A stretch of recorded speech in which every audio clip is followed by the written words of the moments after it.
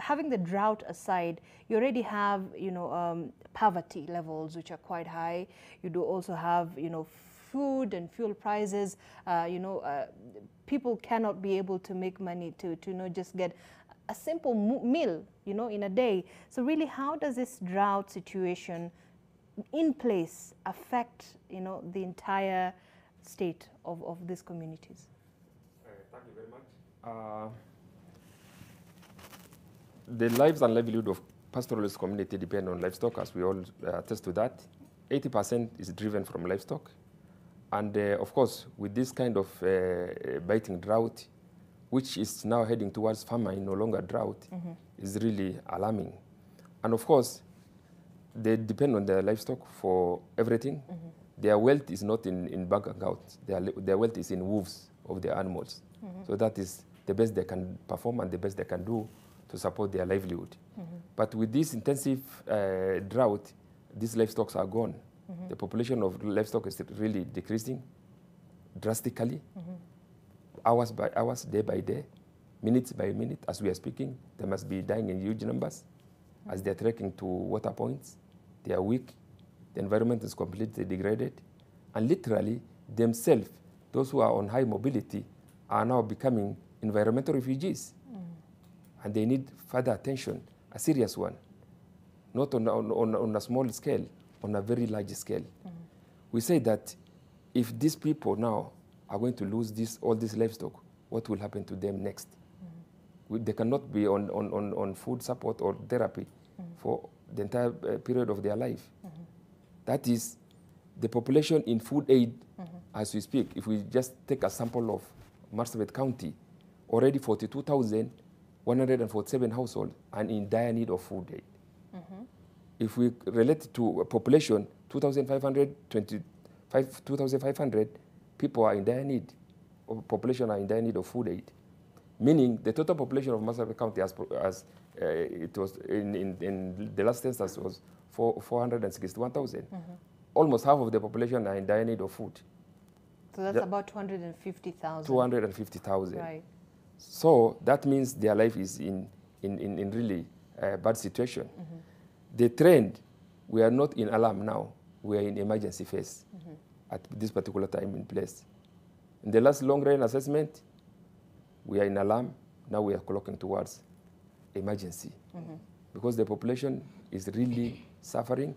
Now we are not talking about livestock. Livestock are gone. We are just talking how best we can save human life.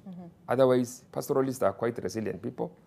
Hardly do they speak out and put their problem in the air. But looking at them now, of course, they are suffering. There are a lot of cases reported, but not reported as per se. There are a lot of, elderly, lactating mothers, pregnant mothers suffering, and others have succumbed. So you do have the most vulnerable in the communities actually facing an even intense, situation. Surely. Right. I should say, elderly people, you hear a report of an elder has died and the elderly mother has passed on. These are all as a result of opportunistic diseases, which is related to starvation.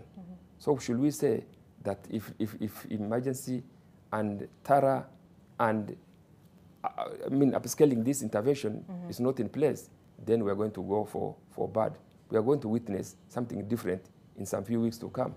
And already the prediction, as it has been said, is going to be depressed in the October-November rain, meaning by end of, this month, October, which is some few days to go, most of these livestock are gone. And if we do have the rains, and hopefully that the rains will be able to come, will it at least aid the situation to some extent and just cushion the communities?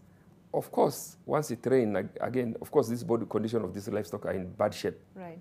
There will be huge loss once it rains in the first place. Now, during drought, they are dying in numbers every day, but you will see huge numbers of death because of shocks.